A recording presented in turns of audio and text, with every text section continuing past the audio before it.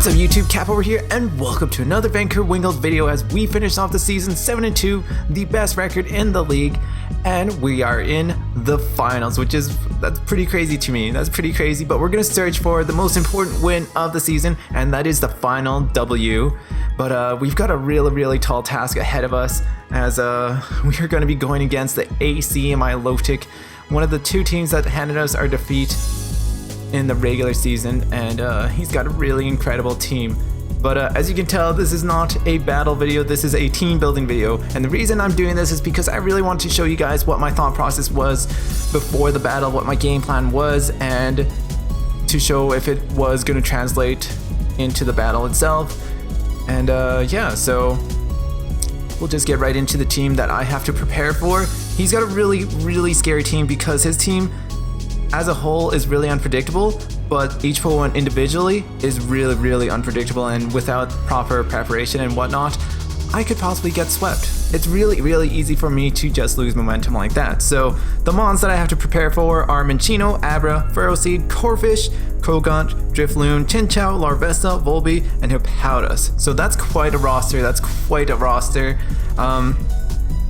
And like I said before, things on his team that are really unpredictable are like Volby and Krogant. Both of those mons destroy my team, so I had to really make sure I figure out what they're gonna do. That is one of the main things that I have to really emphasize, is find out what they are, if they're either physical or special, and make sure that they don't take advantage of their unpredictability. So the team that was sort of really prepping for, and I did prep for a combination of all 10 Pokemon, just because it's logical. You're in the finals, you want to prep for anything that comes in. And if you get stuck in a situation, you're like, oh wow, I did not figure that thing would come, then that's gonna bite you in the butt. So the mons that I figured that would come, the combination would be Abra, Krogant, Chinchou, Larvesta, and Volby. Larvesta is a bit of a wild card though, just because he has like Drifloon that could possibly come in, Corfish can possibly come in, yeah. So, but it made sense for Larvesta to come in because Larvesta does so much damage on my team. You slap a Choice Scarf on it, and it does so much damage. So that's why I was sort of predicting it would come in. It did a lot of work in our final game of the season, or against us. It destroyed a lot of my team, and that's why I'm thinking he would bring it. Because he might have thought, I'm like, that thing did a lot of damage, I'm gonna bring it again. So that's why I think it's coming. And the only two things that I wasn't sure, his final and sixth Pokemon would be either Minccino or Hippowdus, just because both of those mons do work on my team. Hippowdus blocks Fletchling, Dratini, any of my physical Pokemon. It really allows that to happen, while Minccino outspeeds a lot of my mons, and with the Tail Slap, anything that has a Focus Sash or sets up as a substitute, that's not a factor with Minccino. So that's what I was really worried about. Plus you slap a Choice Scarf on it and it'll outspeed almost everything in my team. So that's something I was a bit worried about. And however, what counters both of those mons and that I really love using, that I really found that I really love using throughout the season, and that is Starbucks, aka my Coughing.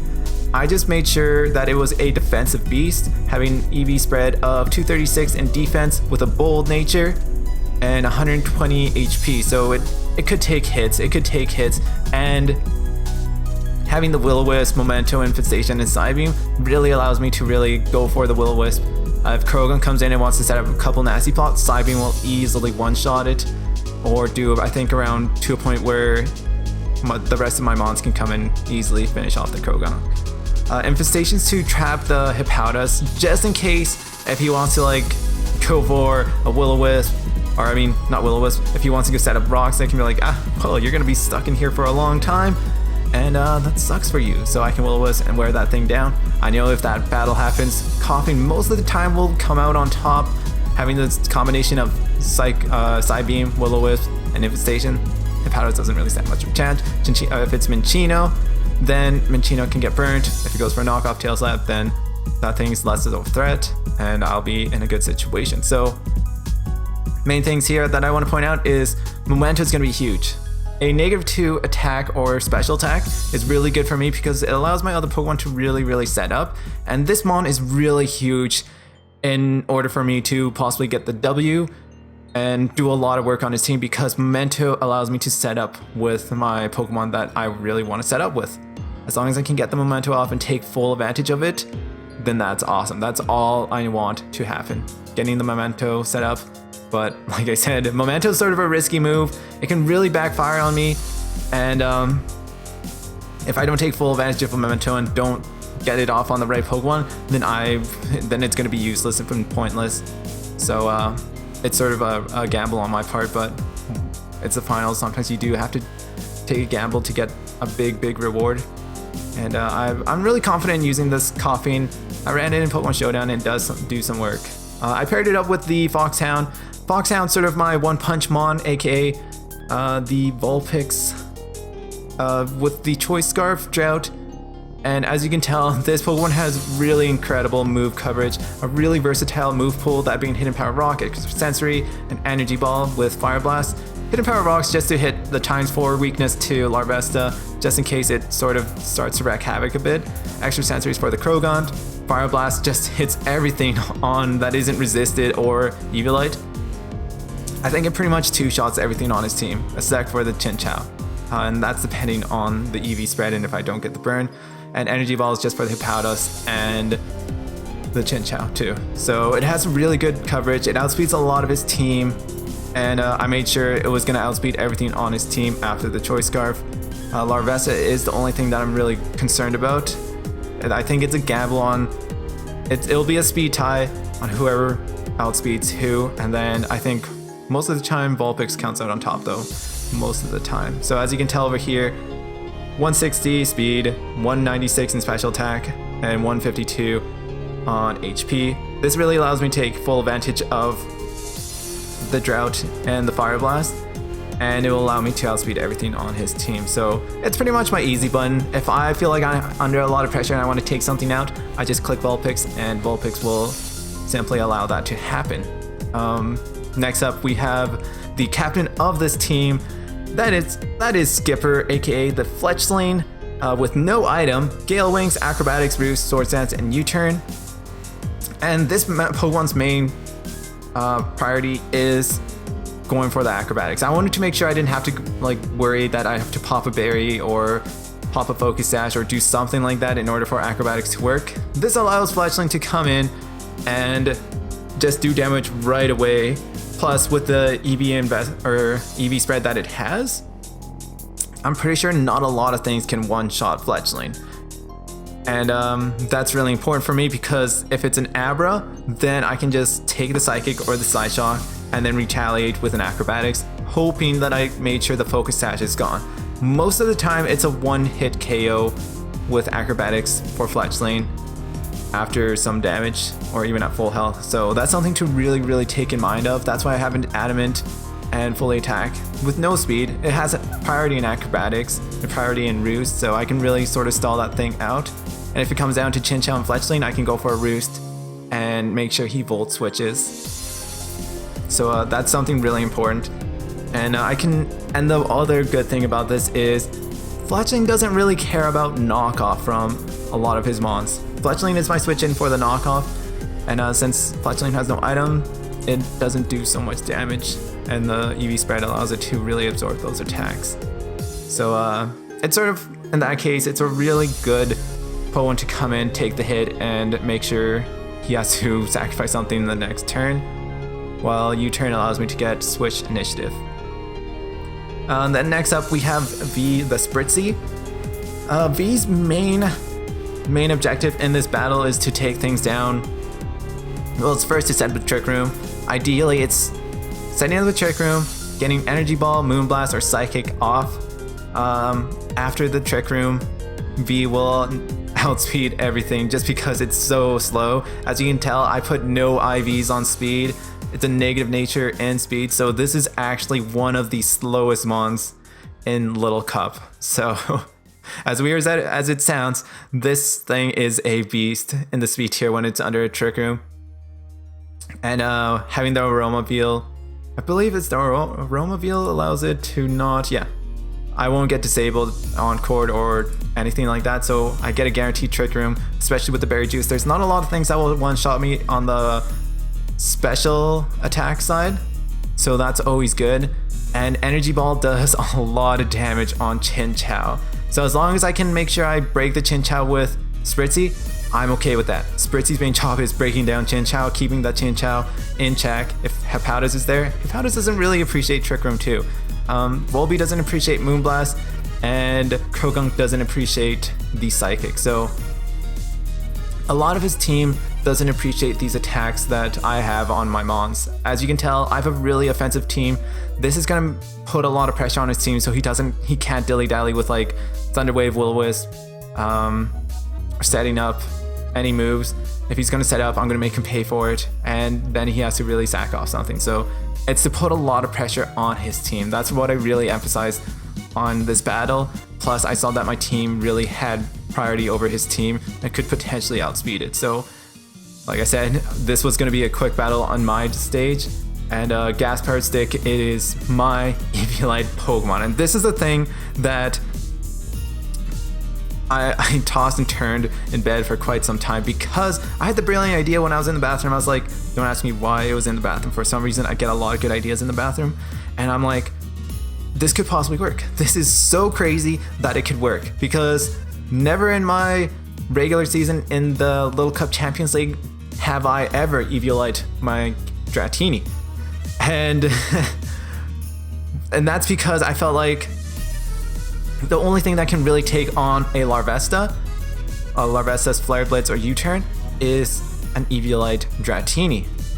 I do believe it only does like 20 to 30%, and I'm like, wow, that's perfect. I can go for a Waterfall, set up a Dragon Dance, and take full advantage of that. And if this Gas Powered Stick, the Dratini, sets up a +2 Dragon Dance, I think it's pretty much GG at the end. But even if I go at +1, Extreme Speed does so much damage. Outrage just outright one-shots a lot of his Pokemon. And Waterfall does a decent amount of damage on the Hephaestus. That's if he does bring it. If he doesn't, that's even more perfect, because Waterfall will just be to cover the Larvesta, and then I'll be in a decent position. So I don't want to lock myself into Outrage right away. I want to go for the Dragon Dance as soon as I can and try to get as much damage off as I could. And the main thing in this is making sure that Dratini does something in this battle. If I just waste Dratini like that, just like that, then it's going to be GG. I won't win the battle, or it will be a lot harder for me to win the battle. So I have to take full advantage of the Eviolite, the extra bulk this thing has, and go for the Dragon Dance. And take full advantage of that, because it has extreme speed. It will outspeed everything on his team. Nothing on his team has extreme speed or has priority that beats extreme speed. So I did the calculations. I'm not running any speed on my Dratini, just because with the Dragon Dance and the team that I have, I felt like, oh, I don't need the extra speed. And I'm just doing the calculations right now. I know I did it before the battle, but after one Dragon Dance, I'll be at 16.5, which outspeeds a lot of mons in the tier itself. It will not outspeed, however, the Larvesta if it's Choice Scarfed, which is a bit frightening. But if I get a +2, then I outspeed everything on his team. Pretty much that isn't Choice Scarfed, and it's pretty much GG after that. But I felt comfortable enough to run a Dratini that at +1, it'd be at 16.5. It outspeeds a lot of mons that it normally wouldn't outspeed, and at the same time, it allows it to absorb hits that it normally wouldn't. So like if Dazzling Gleam is on Abra, I can absorb that. I can absorb a Dazzling Gleam on an Abra. I can absorb a lot of hits. It can actually absorb anything Chin Chow wants to do, as long as it doesn't have Ice Beam or Dazzling Gleam. So that's something I really kept wary of. And if Chin Chow does want to do that, do any of those shenanigans, I can just go for Dragon Dance, and then it's GG. So this thing really puts a lot of pressure. I really can't emphasize that enough, how much pressure it does put on it. And we'll move on to the final mon of this team for the finales of the Champions League Little Cup. And I'm bringing in my boy Aang, aka the Mean Fu, with its Assault Vest. And as you can tell, this is a bit of a weird set.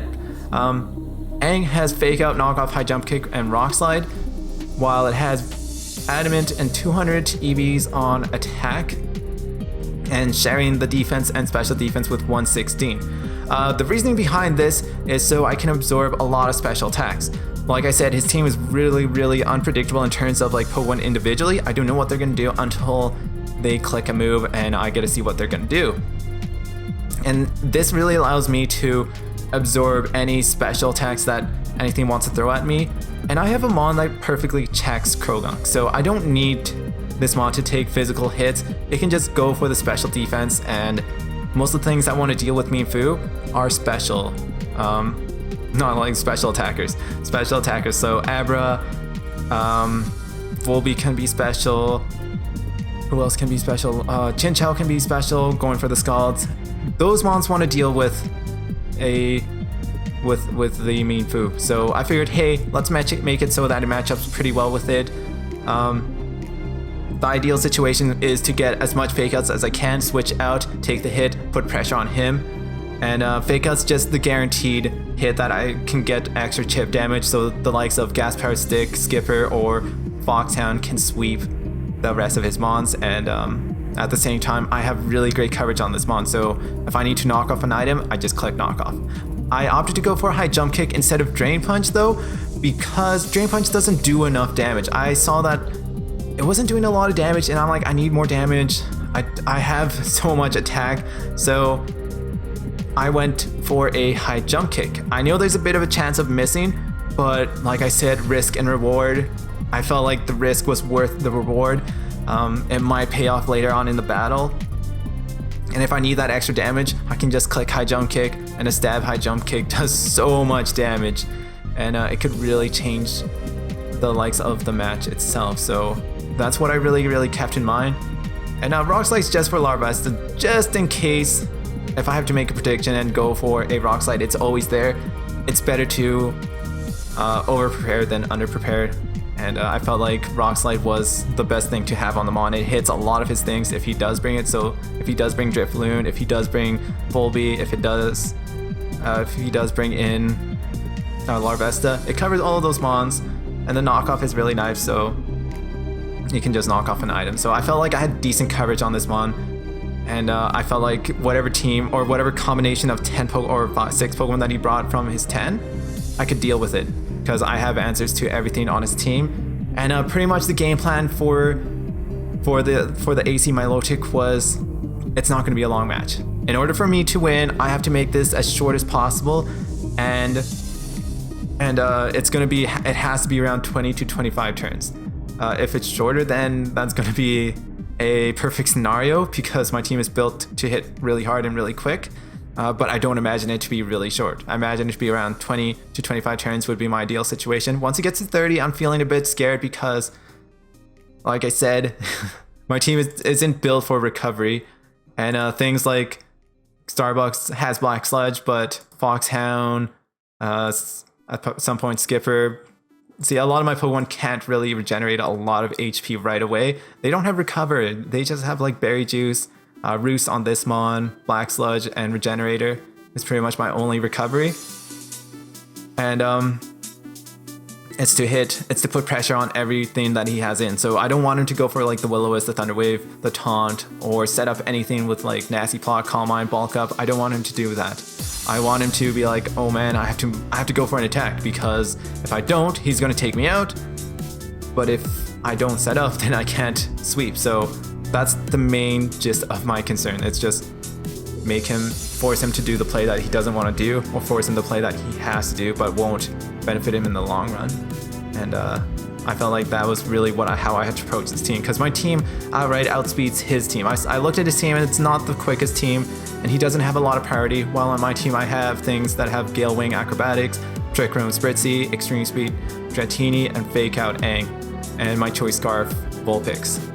Just right there, my team can outspeed a lot of things that it normally wouldn't outspeed. So I kept that in mind, and Starbucks, as much as it could be deadweight, it's actually a really big part of this battle, because if I get the Memento off, then I could potentially set up with the likes of either Skipper or Dratini over here, setting up a Dragon Dance or setting up Sword Dance, or taking out someone that has set up a Nasty Plot. So it really makes sure that we go at even grounds, because I did my research. He likes to run those things, and I did prepare for the worst case scenario Pokemon. So that's sort of my game plan. It's like I said, it's how I planned it. It's what I thought, and I'm gonna stick to the game plan.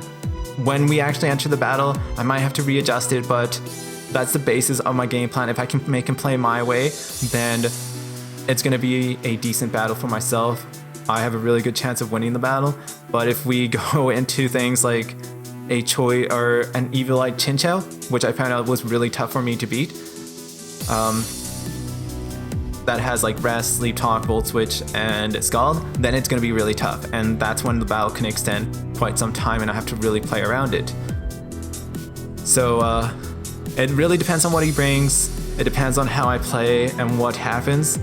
After that, we're gonna see how it works out. I felt like I brought the right team for this battle, and we'll see it. So hopefully you guys enjoy this. If you guys haven't checked out the AC Milotic's channel too, be sure to check it out. Put it in the description down below. He also has a YouTube channel, so I'll put that all down below just for you guys. And if you guys haven't checked out the videos before or if you haven't checked out the regular season battles, I recommend that you do. There's a lot of fun things in there. It's been quite a season. You can relive the Vancouver Wingulls season, as it's been an exciting and fun time for the Vancouver Wingulls, as we're drawing to the end and we want to get the most important W of the season, and that is the final one. The AC Milotic also defeated us in our season finale with a solid, I think it was like a 3-0 or 4-0. It was something really decisive, and that left a bit of a bitter taste and a taste for some revenge. So hopefully we can get that. I hope you guys enjoy this. I'm gonna get going. I hope you guys enjoy the finals and the team building video. If you guys have any questions, be sure to leave it in the comment section down below. I really appreciate it.